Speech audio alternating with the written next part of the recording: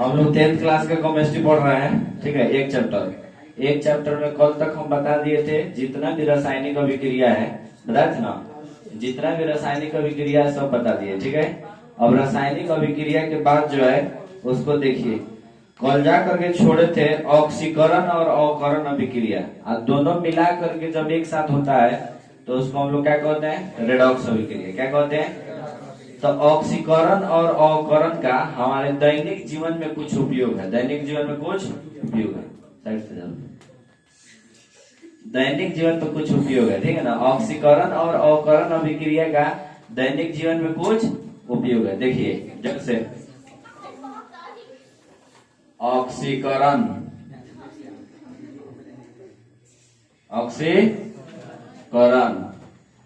और अवकरण का उपयोग। ऑक्सीकरण और अवकरण का उपयोग सबसे पहला जो है भोजन का पचना, भोजन का, चलिए सुनिए ध्यान से, भोजन का पचना समझिए तो। अच्छा, हम लोग खाना खाते हैं तो भोजन करने के बाद शरीर के अंदर जो है उसका पाचन होता है ना। तो पाचन भी एक प्रकार का रासायनिक अभिक्रिया, क्या है? पाचन भी एक प्रकार का रासायनिक अभिक्रिया है। इसलिए है रासायनिक अभिक्रिया, इसलिए है क्या कि हम लोग जैसे भोजन करते हैं तो भोजन शरीर के अंदर जा करके उस रूप में नहीं रहता है, ठीक है ना, वो बदल जाता है। क्या होता है? बदल जाता है, उसका रूप बदल जाता है। जैसे आप चावल दाल खाते हैं, चावल दाल सब्जी खाते हैं, तो चावल दाल सब्जी खाने के बाद जो है शरीर के अंदर जा करके चावल दाल सब्जी नहीं रहता है, वह टूट जाता है, ग्लूकोज बन जाता है। क्या बन जाता है? ग्लूकोज बनता है, कार्बन डाइऑक्साइड बनता है, या उसमें जो है जल बनता है। क्या बनता है? जल। मनुष्य का भोजन टूट करके ग्लूकोज बनेगा, कार्बन डाइऑक्साइड और जल, ठीक है। तो भोजन का पचना जो है क्या है? रासायनिक अभिक्रिया है, उसमें ऑक्सीकरण अभिक्रिया। कौन अभिक्रिया? भोजन का पचना जो है ऑक्सीकरण अभिक्रिया है, ठीक है। चलिए ध्यान दीजिए, उसके बाद देखिए भोजन का दुर्गंधित होना, भोजन का दुर्गंधित होना, भोजन का दुर्गंधित होना।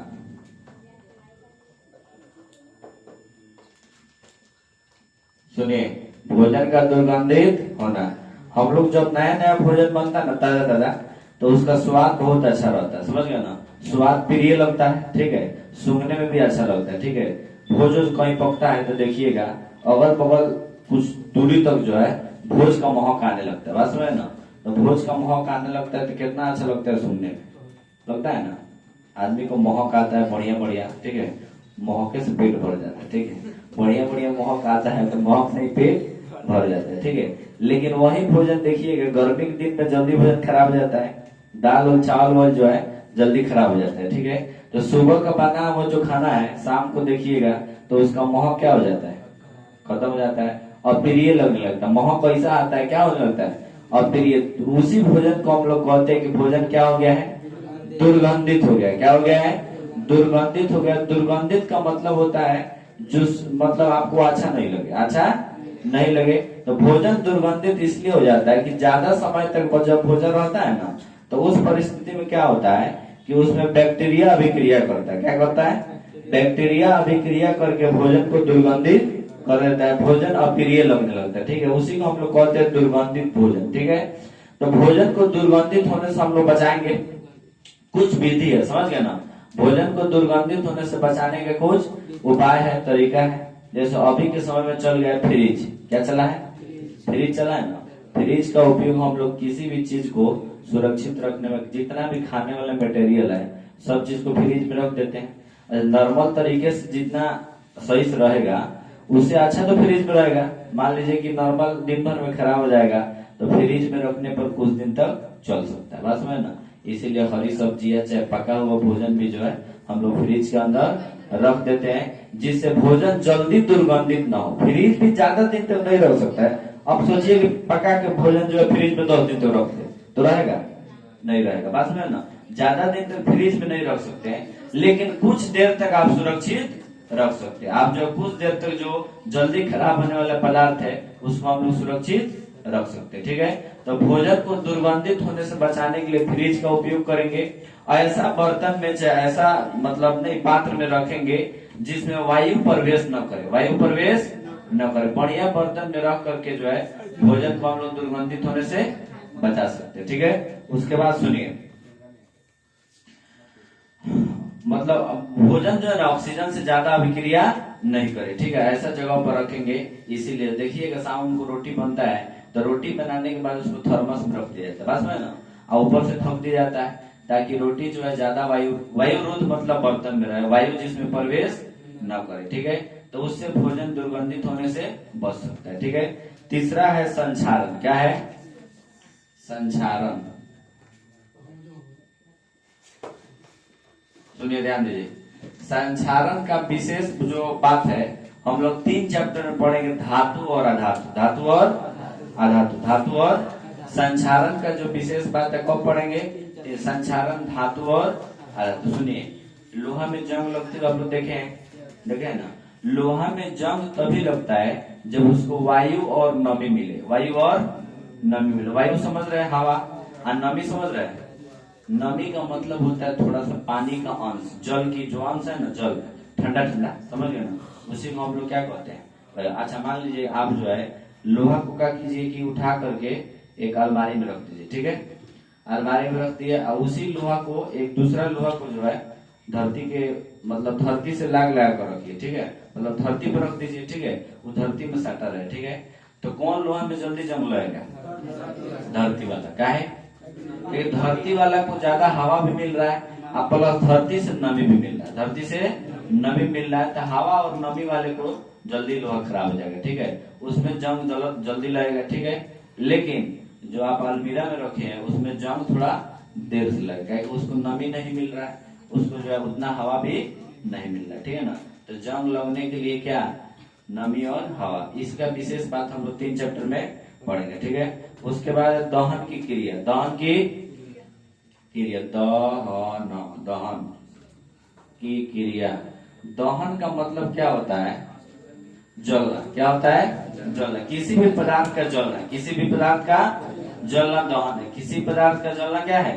दहन है। ठीक है, दहन में आप लोग देखिए बहुत सारा चीज जो होता है ना जो बहुत ज्यादा जलता है। ठीक है, बहुत सारा चीज जो है थोड़ा कम जलता है। जैसे मान लीजिए हम लोग ले पेट्रोल को, पेट्रोल वो कितना तेज जलता है? बहुत तेज जलता है। डीजल को ले डीजल बहुत तेज जलता है। उसके बाद मिट्टी का तेल, मिट्टी का तेल अभी बंद हो गया है, समझ गए ना, मिट्टी का तेल आपको नहीं मिल रहा, लेकिन मिट्टी का तेल भी बहुत जल्दी जलता है। ठीक है, उसके बाद हम लोग आएंगे थोड़ा सा पुअरा वाला पे, पुआल वाल, लकड़ी उकड़ी। ठीक है ना, ये उससे थोड़ा सा लो कैटेगरी का। ठीक है, ये भी जलता है लेकिन थोड़ा उससे धीरे जलता है, बात में ना, लकड़ी उकड़ी तो थोड़ा बहुत धीरे जलता है। ठीक है, अब बहुत सारा चीज होता है जो नहीं जलता है। बहुत सारा चीज क्या होता है जो नहीं जलता है? जैसे मान लीजिए कि आप लोहे को जलाइए, लोहा भले उसका रंग बदल जाएगा लेकिन पूरा जलेगा नहीं ना।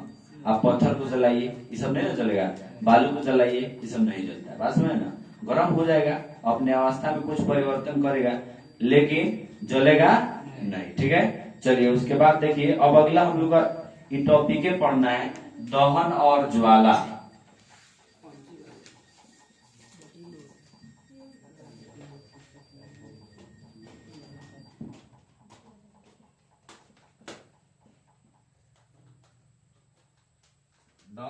दहन और ज्वाला, दहन और ज्वाला। सुनिए, दहन और ज्वाला। दहन का मतलब होता है किसी भी पदार्थ का जलना, किसी भी पदार्थ का जलना, जलने की प्रक्रिया को, किसी पदार्थ के जलने की प्रक्रिया को क्या कहते हैं? दहन कहते हैं। किसी पदार्थ के जलने की प्रक्रिया को दहन कहते हैं। किसी पदार्थ के जलने की प्रक्रिया को दहन कहते हैं, बात समझ ना।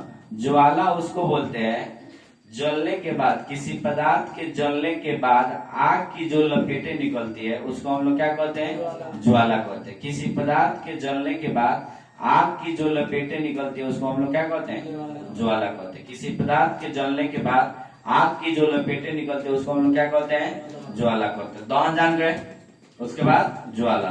दहन के लिए आवश्यक शर्तें, दहन के लिए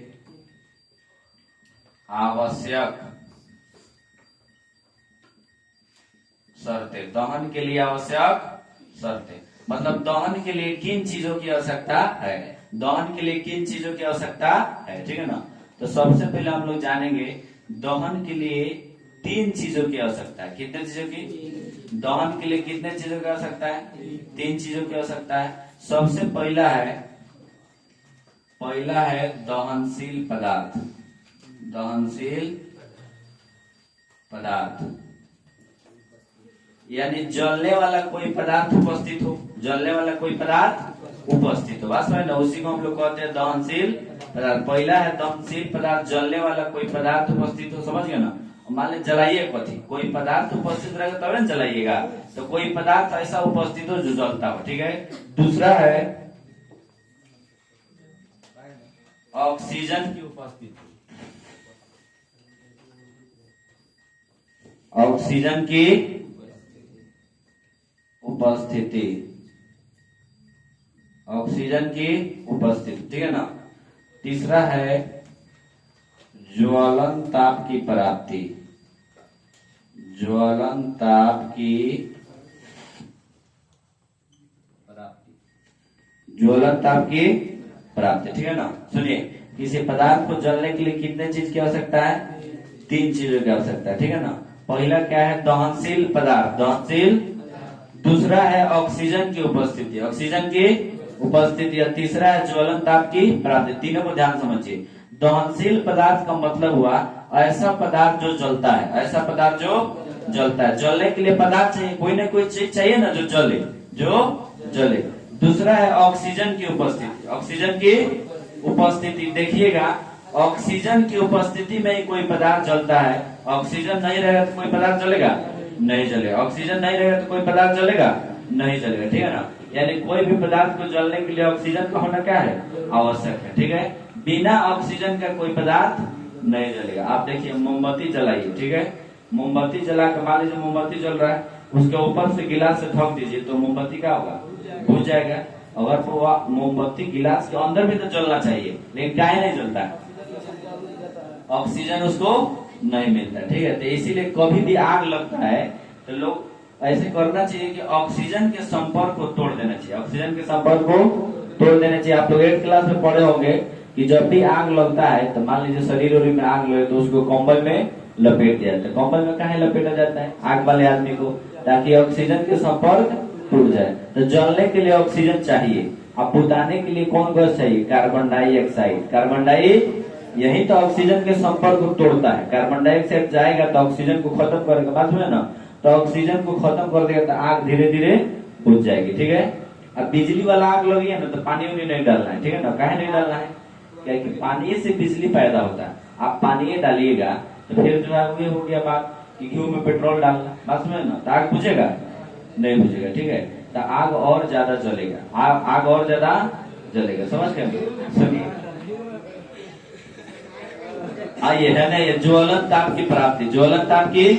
और ऐसा कोई पदार्थ होना चाहिए जो वस्तु को जलाया जाए, जिससे वस्तु को जलाया जाए। आग लगाने के लिए माचिस, समझ गए ना, माचिस, लाइटर या ऐसा कोई पदार्थ होना चाहिए जिससे क्या हो, ज्वलन ताप मिल जाए, वस्तु में आग पकड़ ले, ठीक है, समझ गए। आग के लिए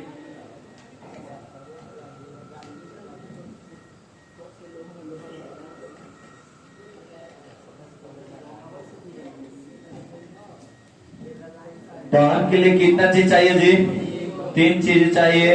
सबसे पहले दहनशील पदार्थ, दूसरा ऑक्सीजन की उपस्थिति और तीसरा है ज्वलन ताप की प्राप्ति, ज्वलन ताप की प्राप्ति, बात समझ गए ना।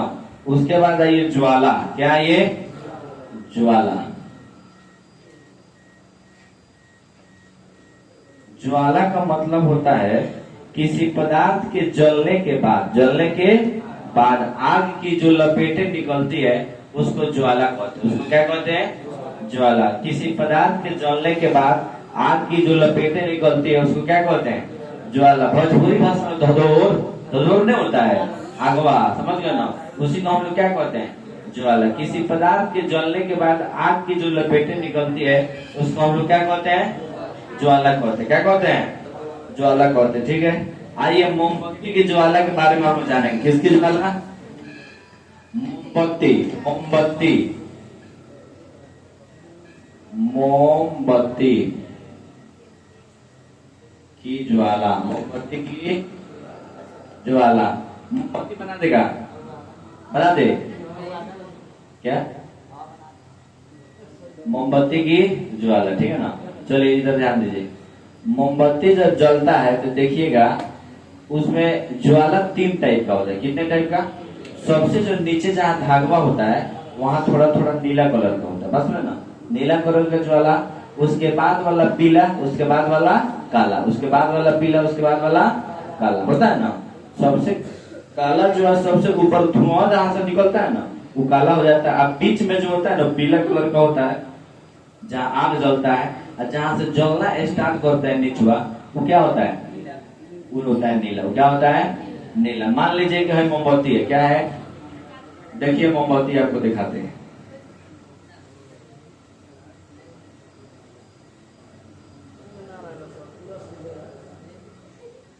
पहले जारवा बना देते हैं।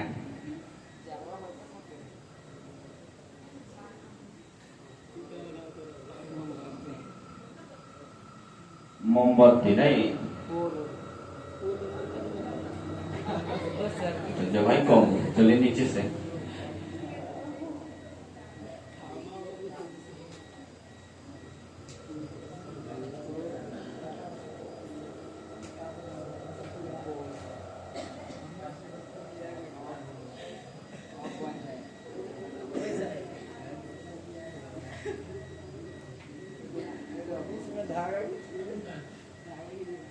और जल गया।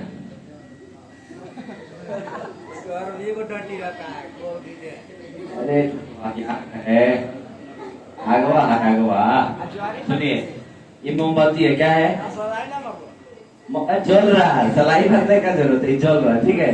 वैसे ही बनाया गया कि जल रहा है, समझ गए ना। सुनिए मोमबत्ती क्या है? जल रहा है ना। सुनिए जल रहा है तो यहाँ पर देखिएगा, यहाँ पे थोड़ा सा नीला कलर का होता है ना। हई जो होता है पीला कलर का होता है, हई जो धुआं है ये होता है काला कलर का, ये होता है काला कलर का। बात समझ गए ना। सुनिए इसको हम लोग कहते हैं केंद्रीय मंडल। केंद्रीय मंडल जलना यहीं से चालू होता है, जलना यहीं से शुरू होगा। इसको हम लोग क्या कहते हैं? केंद्रीय मंडल। हई जो है ना प्रकाशवान मंडल है, ठीक है। प्रकाशवान मंडल। हई जो है हई प्रकाशहीन है, हई प्रकाशहीन है, प्रकाशहीन मंडल। यानी ज्यादा ओजोन ये देता है, जो पीला कलर का है ना, पीला यही जलता है तो ज्यादा जो है ना प्रकाश यही देता है, समझ। इसीलिए इसको प्रकाशवान मंडल कहेंगे। और जो प्रकाश नहीं देता है यहाँ जाकर के करियर हो जाता है, धुआं थोड़े प्रकाश देगा, धुआं प्रकाश देगा तो ऊपर जाते जाते इतना में धुआं हो जाता है, बस में ना। तो ये जो है प्रकाशहीन मंडल है, और नीचे केंद्रीय मंडल है, यहीं से शुरुआत होता है, यहीं से शुरुआत होता है। बात समझ गए ना। देखिए हुआ मोमबत्ती को जाकर बाद में पता चलता है कि हमको वही बत्ती जला रही थी जिसको हम अपने अंदर दबा के रखे थे। बात समझ देख रहे हैं, मोमबत्ती को वही चीज जलाती है जो उसको अपने अंदर दबा के रखता है, समझ ना। धगवा को धगवे में जलाता है, ठीक है। तो मोमबत्ती पूरा जलने के बाद पता चलता है, समझ गए ना, कि हमको वही जला रही थी जिसको अपने अंदर। अरे चलिए जला रहा था, समझ गए अब, ठीक है ना। उसके बाद देखिए अब ये 2 गैस के बारे में हम लोग जानेंगे, समझ गए ना। एलपीजी और सीएनजी, आपका चैप्टर खत्म हो जाएगा। एलपीजी और सीएनजी। एलपीजी, एलपीजी, एलपीजी को हम लोग कहते हैं liquefied petroleum gas. Liquefied petroleum gas Hindi में लिखते हैं, चलिए हिंदी में लिख देते हैं। द्रवीभूत, द्रवीभूत पेट्रोलियम गैस, द्रवीभूत पेट्रोलियम गैस। एक और ही होता है सीएनजी। क्या होता है? सीएनजी को हम लोग कहते हैं compressed natural gas. Compressed natural gas, Hindi लिख देते हैं संपीड़ित, संपीड़ित प्राकृतिक गैस। आइए दोनों को बारी बारी जानेंगे। LPG, LPG liquefied petroleum gas, liquefied petroleum gas. ये वही गैस है जो हम लोग के घर में सिलेंडर में भर कर आता है, उसी को हम लोग लिक्विफाइड पेट्रोलियम गैस बोलते हैं। इसका काम है खाना बनाना। क्या काम है? खाना बनाना। बात सुने ना, हम लोग खाना बनाने के लिए जिस गैस का उपयोग करते हैं ना, उसी को हम लोग क्या कहते हैं? LPG, liquefied petroleum gas. LPG liquefied petroleum gas, Hindi में कहिएगा तो द्रवीभूत पेट्रोलियम गैस। एलपीजी का जो मुख्य अवयव है वो ब्यूटेन है। क्या है?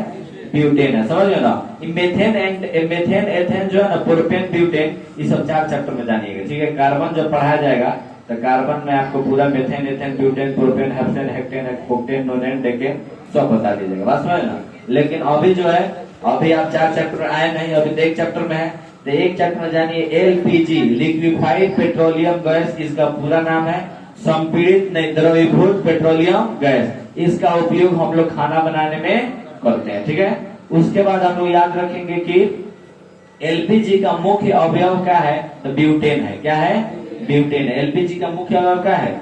ब्यूटेन है। उसके बाद हम लोग जानेंगे CNG, CNG compressed natural gas, compressed natural gas. CNG को हम लोग कहते हैं कंप्रेस्ड नेचुरल गैस, संपीड़ित प्राकृतिक गैस, संपीड़ित प्राकृतिक गैस, हिंदी में संपीड़ित प्राकृतिक गैस।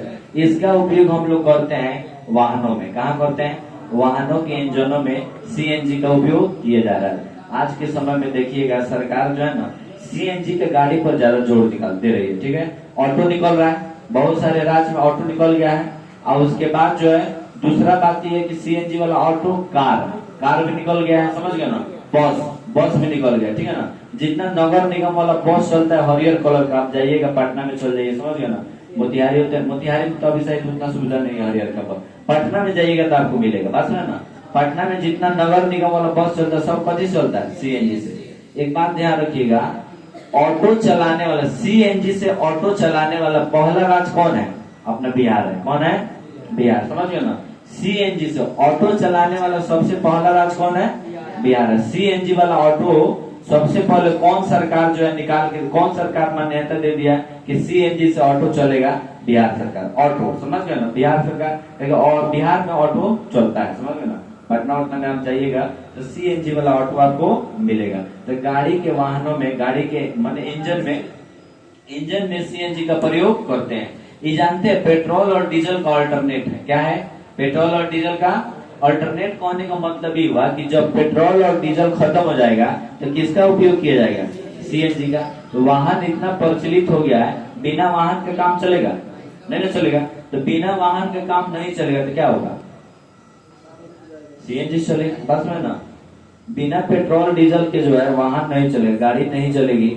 अभी जो है बिना गाड़ी के काम भी नहीं चले कोई। ठीक है, इसीलिए जो है गाड़ी तो जरूरी है, गाड़ी चलाने के लिए पेट्रोल डीजल जरूरी है। तो पेट्रोल डीजल जो है ना खत्म हो जाएगा, एक ना एक दिन क्या होगा? खत्म हो जाएगा। ठीक है ना? तो खत्म होगा तो उसका अल्टरनेट चाहिए ना, तो उसका अल्टरनेट सरकार निकाली है सीएनजी। सीएनजी से गाड़ी चलेगा। उसके बाद जो है एक और ही बैटरी वाला सिस्टम आ गया। समझ गया ना? बहुत मोटरसाइकिल जो है देखिएगा बैटरी से चल रहा है ना? समझ गए? एक चैप्टर में यही चीज था, एक चैप्टर खत्म हो गया। ठीक है, कुछ बातें लिखवाया गया है, कुछ लिखवाया जाएगा। ठीक है, नोट्स आपको दिया जाएगा। समझ गए? नोट्स नहीं, कॉपी पे लिखवा देते हैं सवाल। ठीक है, कुछ लिखवाया ना? हाँ, बाकी जो है लिखवा देते हैं। पढ़ने वाला बात खत्म हो गया। ठीक है, अब जो बात है उसको लिखिए। ठीक है, सवाल जवाब लिखिए।